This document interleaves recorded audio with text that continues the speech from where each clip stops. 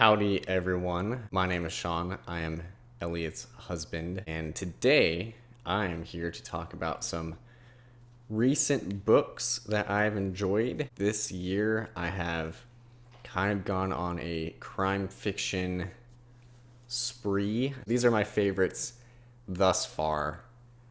Here we go. So the first book I'm going to talk about is The Power of the Dog by Dawn Winslow. This is actually kind of what got me started on my crime spree, if you will. The Power of the Dog is essentially about the war on drugs in Mexico and the rise of drug cartels. And it's basically, I would say, in a lot of ways, historical fiction, except not that long ago. So it begins in the 1970s, and I think it ends, the first one, in the 1990s, maybe year 2000, but it's somewhere in there. So a good 20 to 30 year range. We follow a young, at the time of the start of the book, a young DEA agent named Art Keller, and it begins with the DEA, Mexican authorities, I'm sure various other entities, CIA, that sort of thing, burning poppy fields in Mexico because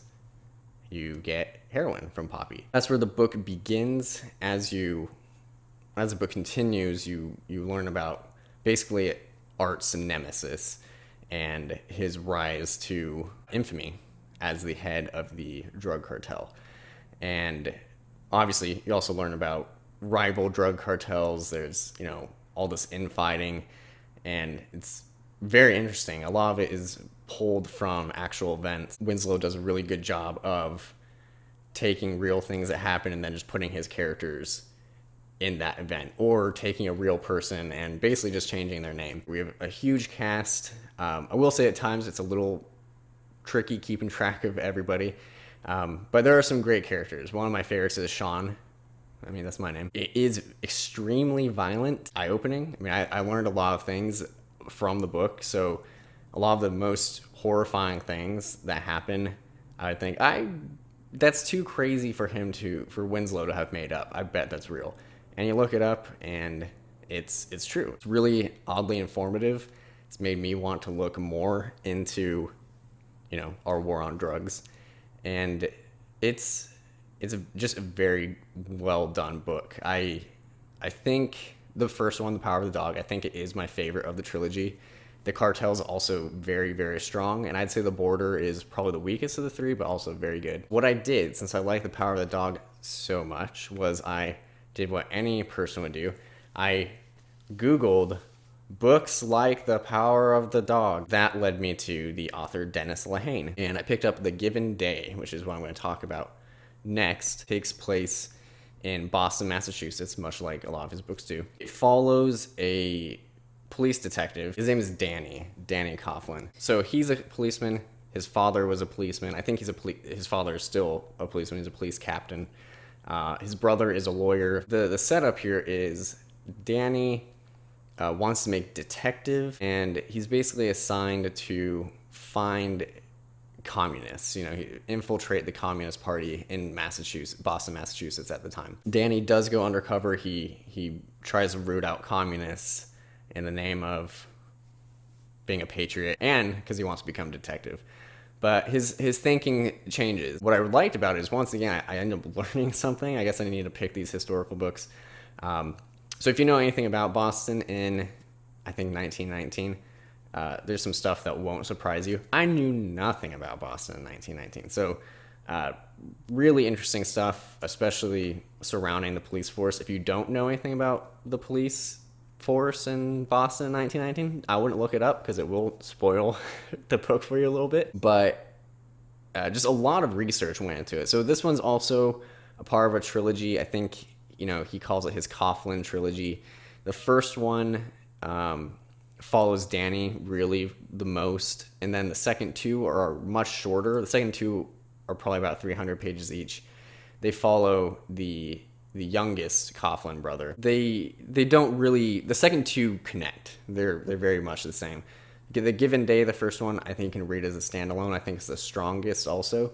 So I would recommend picking that one up, and then if you like it, keep going. After Reading Dennis Lehane, reading Don Winslow. I think I heard that other people to check out, if you like Dennis Lehane, were Richard Price and George Pelecanos. So I started reading Clockers by Richard Price. So it's a fictional city in New Jersey, has two perspectives. One of them is Strike. That's his street name. I don't actually remember his real name. But Strike is a street drug dealer. And then there is obviously a homicide detective. There is a murder. There's a murder. And Strike's brother, who is by all accounts, on the straight and narrow, is not involved in drugs. He comes forward and says that he confesses to the murder. And Rocco just doesn't really accept that. He thinks for sure, Strike had to have done it. The book centers around Rocco's investigation and then also just Strike's life, as on the street, as a drug dealer. It really is very interesting, kind of learning about that. I would definitely check out Clockers. It's oddly, I think, become one of my favorite books. It was so meandering at the beginning. I was skeptical I would like it at all, but the ending is just really, really great. All right, we got two more. I feel like I've talked way too much. I'll talk about Right as Rain. Derek Strange is a former cop. He's now a private investigator. The investigation he is leading, there was an accident, essentially, where a white police officer named Terry Quinn shot an off-duty African-American police officer. Derek is opening up that investigation again at the request of the mother of the killed off-duty officer. George Pelecanos, his writing style is very straightforward, maybe a little more straightforward than I typically like. I actually kind of like, for lack of a better word, more flowery language. I think it's fun. I don't know. But he's very, very straightforward. But he also captures dialogue incredibly well.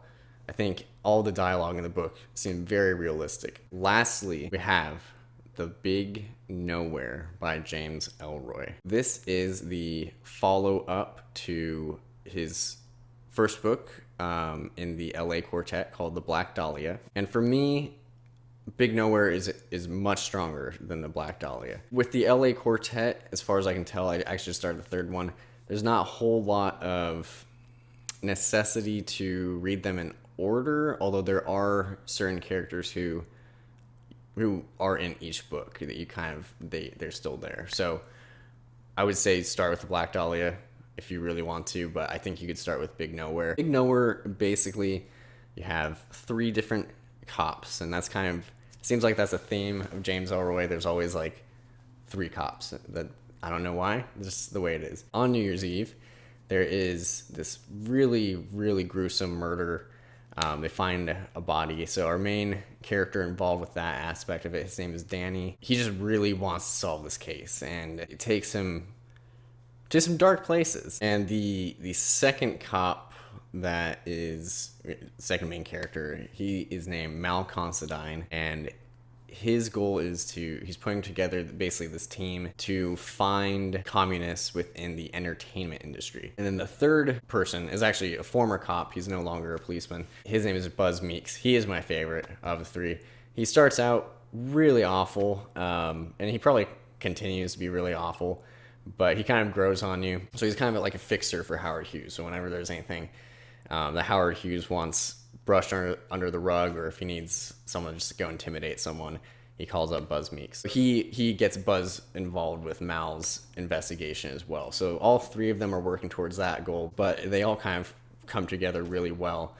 I will say, just huge warning, this book's offensive to basically everyone, mostly in that it is 1950, so there's a lot of racial slurs thrown around a lot, and just any sort of minority, whatever slur you can think of, it's probably in there. It's extremely dark as you can get. There's really nothing uplifting about the book. Everyone's terrible is the message of this book, but it was good. It's a good book. I am reading the next book, LA Confidential. It's kind of probably the most famous of Elroy's works just because it was made into a movie.